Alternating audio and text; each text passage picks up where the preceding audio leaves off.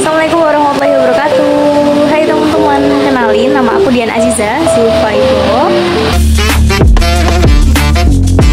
Dan di sini di samping aku udah ada someone spesial nih. Siapa ya? Halo guys, aku nih kenalin, nama aku Zayan Salvila Aurelia. BTW kita ngapain hari ini? Jadi kita tuh mau pergi ke salah satu tempat wisata yang ada di Blitar, Gimana tuh? yaitu di Blitar Park. Oke, kalau gitu kita langsung aja ke sana. Let's Let's go! Hai.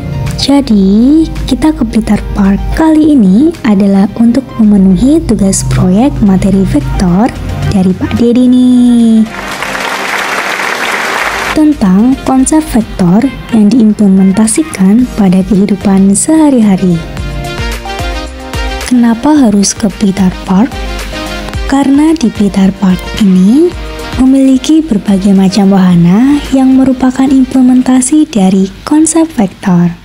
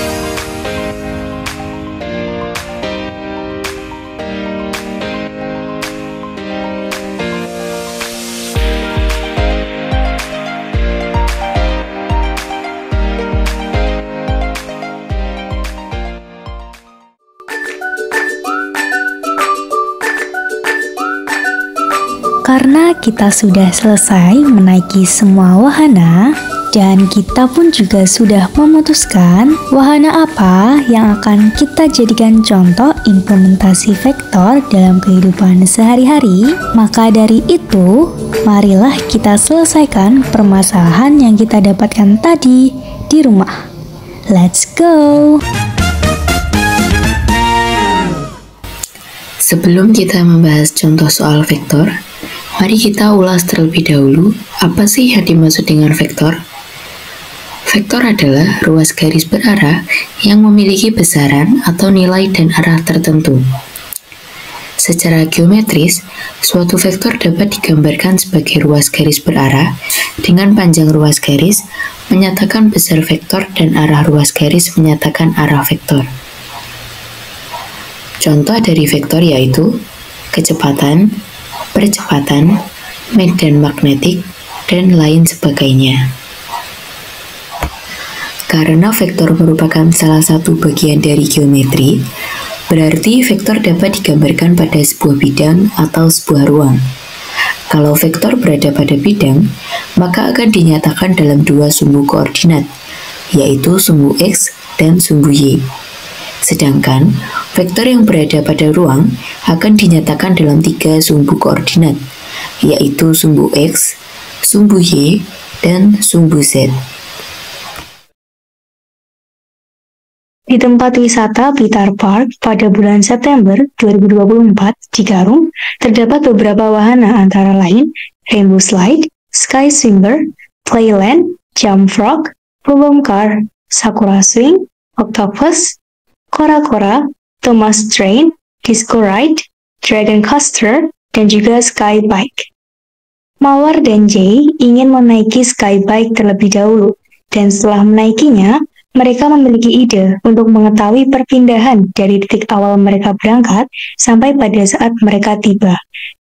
Mereka menaiki Skybike dengan ketinggian 3 meter dari titik A yang terletak pada koordinat 0,-50,3 dalam sistem koordinat Kartesius dengan pusat lingkaran berada di titik O atau titik pusat 0,0,0. Skybike bergerak dengan kecepatan konstan sejauh 75 meter ke arah titik B yang masih berada di lintasan rel melingkar. Berikut merupakan ilustrasi panjang lintasan dari salah satu wahana, yakni Skybike. Dan berikut ini ada beberapa pertanyaan yang terkait dengan masalah yang telah kita bahas sebelumnya. Yang pertama, tentukan koordinat titik B setelah Skybike bergerak sejauh 75 meter dari titik A. Asumsikan arah pergerakan adalah searah jarum jam. Yang kedua, itu tentukan vektor perpindahan dari titik A ke titik B. Selanjutnya, kita akan membahas soal yang pertama, yaitu tentukan koordinat titik B setelah Skybike bergerak sejauh 75 meter dari titik A. Asumsikan arah pergerakan adalah searah jarum jam. Pertama-tama, kita tulis, diketahui titik A 0, -50, 3. Yang ditanyakan adalah koordinat titik B setelah bergerak sejauh 75 meter. Selanjutnya, kita ilustrasikan lintasan ke dalam koordinat Kartesius. Di sini dapat kita lihat jarak antara kedua lintasan adalah 100 meter. Selanjutnya, untuk titik A adalah 0, -50, 3. Untuk 3 di sini, kita peroleh dari ketinggian lintasan. Dan karena ada ketinggian tersebut, maka koordinat menjadi koordinat vektor dalam ruang dimensi 3. Kemudian, untuk mencari titik B, maka titik A yang diketahui kita jumlahkan dengan kecepatan konstan sejauh 75 meter. Maka, dapat kita tuliskan B sama dengan A ditambah 75. Kemudian, kita selesaikan dengan menggunakan vektor kolom. 0, -50, 3, ditambah 75, 0, sama dengan 75, 25, 3. Kenapa vektor kolom 75 adalah 75, 0? Karena lintasan tersebut tidak berubah ketinggiannya, yaitu pada koordinat Z. Dan hanya ada penambahan di koordinat X dan Y. Maka, titik B yang kita peroleh adalah 75, 25, 3. Selanjutnya, kita akan membahas soal yang nomor 2, yaitu tentukan vektor perpindahan dari titik A ke titik B. Kemudian kita tinggal tulis di sini adalah diketahui koordinat titik A 0, -50, 3, dan koordinat titik B 75, 25, 3 yang kita peroleh dari soal sebelumnya. Kemudian yang ditanyakan di sini adalah tentukan vektor perpindahan dari titik A ke titik B.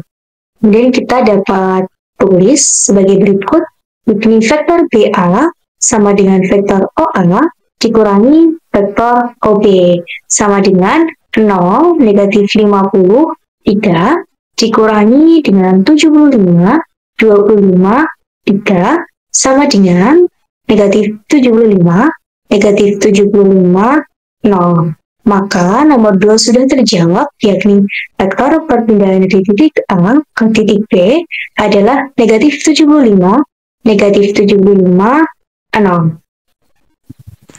Untuk soal selanjutnya, yaitu disco ride. Mawar dan Jay sedang menghabiskan hari liburan mereka di Blitar Park dan memutuskan untuk mencoba wahana disco ride. Mereka sangat menikmati wahana tersebut karena dapat merasakan sensasi berpindah tempat dengan kecepatan tinggi. Ketika wahana mulai bergerak, kecepatan awal wahana tersebut perlahan-lahan meningkat hingga mencapai kecepatan tertingginya. Setelah beberapa menit berputar-putar, selama 20 detik terakhir, wahana Disco Ride itu bergerak secara konstan, dan mawar serta C telah berpindah tempat sejauh 180 meter. Berdasarkan informasi tersebut, hitunglah kecepatan rata-rata wahana Disco Ride dalam 20 detik terakhir.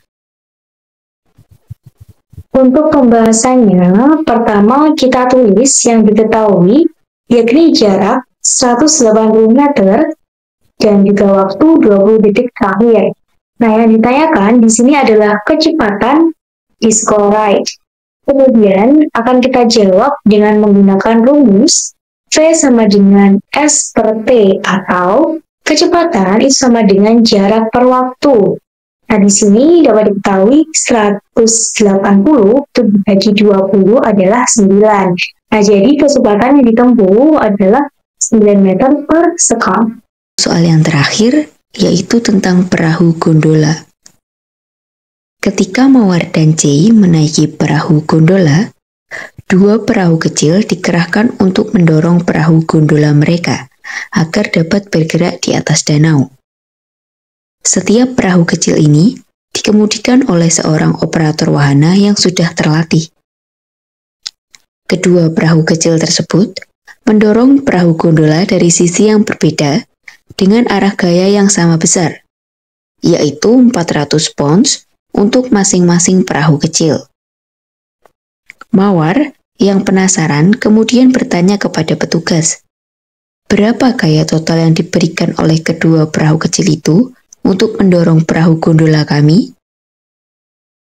Jika kedua perahu kecil tersebut memberikan gaya masing-masing 400 pounds, berapakah gaya resultan yang bekerja pada perahu gondola yang dinaiki Mawar dan C? Untuk pembahasannya, pertama-tama kita tulis diketahui F1 sama dengan 400 dikalikan cos 20 derajat sin 20 derajat. Kemudian F2 sama dengan 400 dikalikan cos negatif 20 derajat sin negatif 20 derajat. Nah, di sini yang ditanyakan adalah gaya resultan yang bekerja pada perahu gondola tersebut. Nah, sebelum kita membahas soalnya lebih lanjut, kita itu perlu mengetahui bahwasanya resultan gaya di sini adalah hasil dari kombinasi atau penjumlahan semua gaya yang bekerja pada suatu benda. Nah, untuk F1 ini kita dapat tulis F1 sama dengan 400 dikalikan cos 20 derajat sin 20 derajat. Kemudian kita distribusi menjadi 400 cos 20 derajat I tambah 400 sin 20 derajat J. Dan untuk F2 kita juga dapat tulis F2 sama dengan 400 dikalikan cos negatif 20 derajat sin negatif 20 derajat. Kemudian kita sederhanakan sudut negatifnya, dan setelah itu distribusikan 400-nya menjadi 400 cos 20 derajat I kurangi 400 sin 20 derajat J. Dengan demikian, kita dapat mengetahui gaya resultan pada perahu gondola dengan menggunakan rumus F sama dengan F1 ditambah F2 sama dengan 400 cos 20 derajat I tambah 400 sin 20 derajat J tambah 400 cos 20 derajat I dikurangi 400 sin 20 derajat J sama dengan 800 cos 20 derajat I sama dengan 752 I. Jadi, gaya resultan pada perahu gondola adalah 752 pounds arah sumbu X positif. 10 toes in when we standing on business. Hai guys, jadi itu tadi vlog kita berdua tentang implementasi vektor dalam kehidupan sehari-hari.